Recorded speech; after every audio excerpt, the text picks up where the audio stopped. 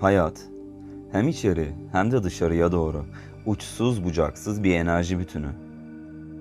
İnsan ne kadar düşüncelerden uzaklaşır ve kendi organik haline yaklaşırsa o kadar yemek, uyku, güneş ve diğer kaynaklardan aldığı enerjiyle doğaya daha uyumlu, daha güçlü, yaşamaya, var olmaya daha hevesli bir insan haline gelir.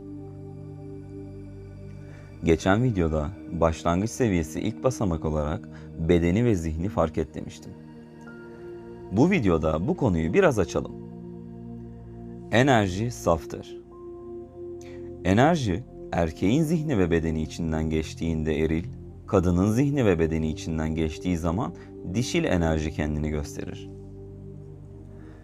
Öncelikle dış etkenlere bağlı olarak saf enerji, sen sinirlendiğinde öfke enerjisine, sevindiğinde coşkuya, birini veya bir şeyi istediğinde arzuya dönüşür.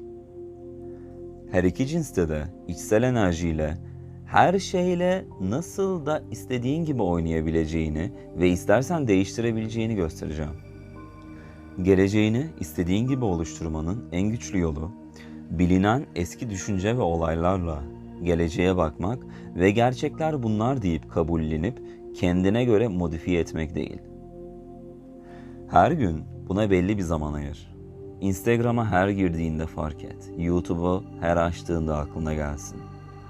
Vücudu özellikle bir negatif duyguya sokmadan artık kalıplaşmış olan senden değil, zihninde, hayalinde, daha önce hiç olmadığın ama içten içe hep olmak istediğin insan ol.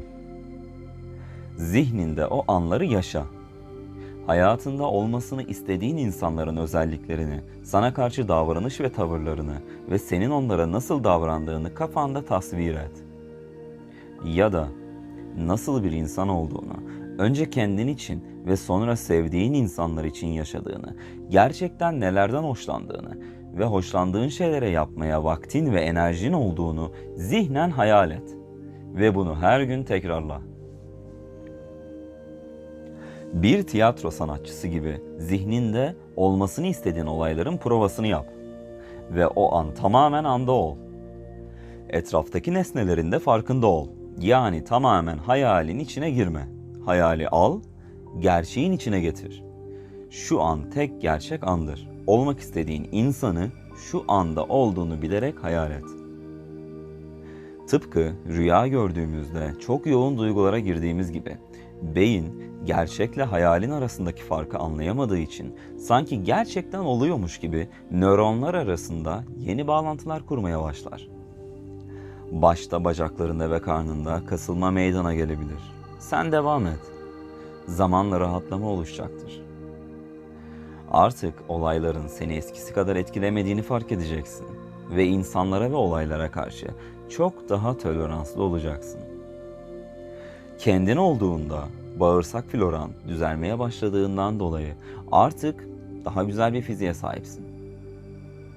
En zor kısım vücuda laf geçirmek. Vücut, zihinde çalışan programlara göre birçok hisse girer ve vücut o hislere girdiğinde kasılmaya başlar ve bu kasılmalar zihninde yeni olumsuz düşünceler oluşturur. Olumsuz düşünceler ise beyinde limbik sistem denilen bölgede işlenir ve olumsuz duyguları oluşturur. Bu duygular sinir sistemi ve hormonlar aracılığıyla vücudu tekrar ele geçirir ve devamlı olarak bir çember içinde seni içinden çıkılmaz bir depresyona sokar. Milyonlarca insanın sırt, omuz, bacak ve ayak kasları gibi kronik sinirsel ağrıları ve stres kaynaklı bir dolu hastalığı vardır. Ve doktorlar sana stresten uzak dur derler. En büyük hastalık çıkarıcıyı stres olarak gösterirler. Ama nasıl çıkacağını söylemezler. Sadece hayatında stres oluşturan şeylerden kaçın derler. Ama sen Madagaskar'a da kaçsan stres seninle birlikte olur. Çünkü seni stres yaptıran insan ve ortamlar değil, zihnindeki yanlış programlar, zamanında geçirdiğin diyaloglar, yanlış kodlanmış tecrübeler, yapamadığın pişmanlıklar ve gelecekte olan sıkıntıların zihin ve beden arasında devamlı birbirlerini ateşlemesinden doğan negatif enerji strese neden olur. Her insan, her olay, her mekan beyinde bir nörolojik ağ üretir. Beyin yeni bir bağlantı oluşturmak yerine var olan bağlantılarla insanlara ve olaylara bakmak ister. Çünkü bu kolaydır. Onun için yeni bir insan tanımak, yeni fikirler edinmek ve farklı bir bakış açısı insanlara zor ve sıkıcı gelir. Bizi kötü hissettirenin dışarıdan gelen bir stres kaynağı olduğunu düşündüğümüz için kendimizi iyi hissetmek için yine dışarıdan bir uyaran bekleriz. Ve birkaç kez bu uyaran seni hiç de düşündüğün kadar mutlu edemediğinde bu deneyimler sende zaten hiçbir şey istediğim gibi olmuyor düşüncelerini oluşturup bu sefer beklenti düşmeye ve mutluluk benim başıma çok nadir gelen bir şey düşüncesiyle beyinde yeni bir program başlatır. Programın adı mutluluk çok uzakta bir şey. Programın sonucu ise hayal ettiğin şeyi elde etsen bile mutlu olamayacağın. Bu tarz bir şeye hizmet etmeyen, eski ve otomatikleşmiş düşünce şekli ve beklentiyi silmek için kendine her gün şunu söyle. Ben nerede olursam olayım, mutluluk benle beraber geziyor. Birçok zaman içime giriyor ve ben mutluluğun kendisi haline geliyorum.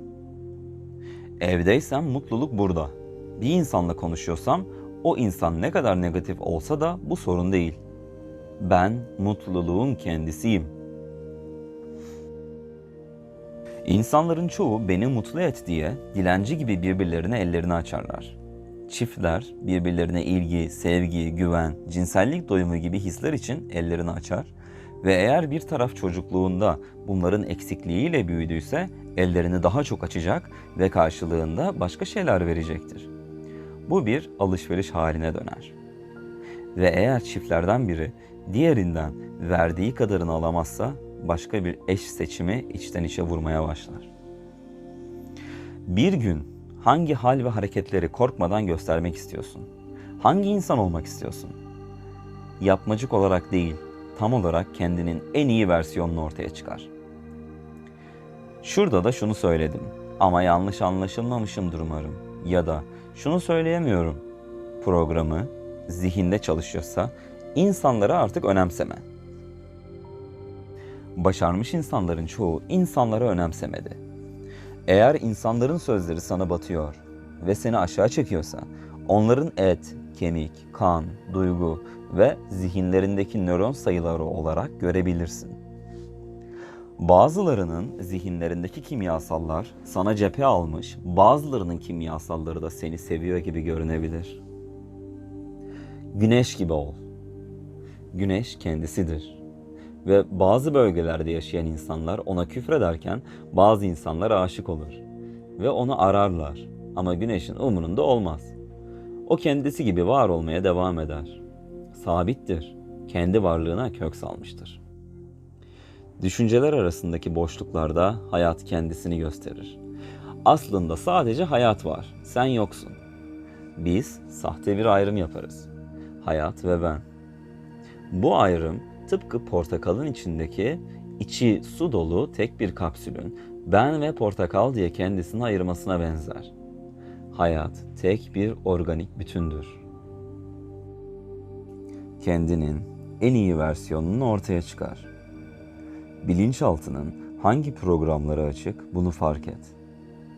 Kıskançlık, özgüven eksikliği, şunu ya da bunu beceremem düşüncesi. Ya şu olursa, ya başıma bir şey gelirse gibi düşüncelerin çoğu otomatik düşüncelerdir. Bilinçli zihninle bunları düşündüğünün farkında ol.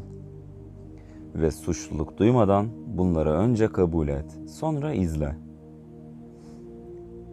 Dünyada sadece sen sinirlenmiyorsun veya sadece sen kıskanmıyorsun ya da sadece sen abuk sabuk rüyalar görmüyorsun. Bu insanlığın geçmişi, senin değil. Sen daha yeni geldin. Milyonlarca yıldır insanlık çok utanç verici şeyler yaptı. Biz onların genlerini taşıyoruz. Onun için ne düşünürsen düşün, kendini suçlama. Zihnine geleni ve gideni sadece izle. Zihnindeki otomatik negatif programları fark ettiğin anda izle. Bazen her gün aynı saatte aynı program açılır. Bazen bir olay o programı çalıştırır.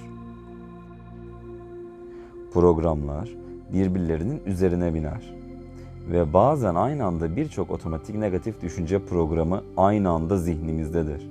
Ve o programlar yüzünden anı kaçırır dururuz. Geçmiş ve gelecek arasında sadece bilinçsizce var oluruz. Meditasyon sana bilinç kazandırır. İlk defa olarak bedeninin ve zihninin farkında olursun. Meditasyon yaptıkça insanlar sende bir değişim olduğunu fark ederler. Ama neyin değiştiğini anlayamazlar. Artık içindeki bir şey hem pencereleri hem pencerelerin açıldığı programları hem de o programları oluşturan zihni görür. Ve günlük program değiştirme egzersizleriyle eski kalıplaşmış otomatik düşünceler yerini senin açtığın yeni bağlantılar ve pencerelere bırakmıştır. Bu ikilik dünyasında yeni oluşturduğun pencerelerle faaliyet gösterir ve bu dünya oyununu oynarsın. İçten içe her şeyin sadece tek bir kaynaktan çıkan varyasyonlar olduğunu bilir ve hem faal dünyayı deneyimler hem de hayatın kendisi olarak ilk defa bilinçli bir şekilde var olursun. İçiniz hep rahat, ruhunuz ferah olsun. Görüşmek üzere.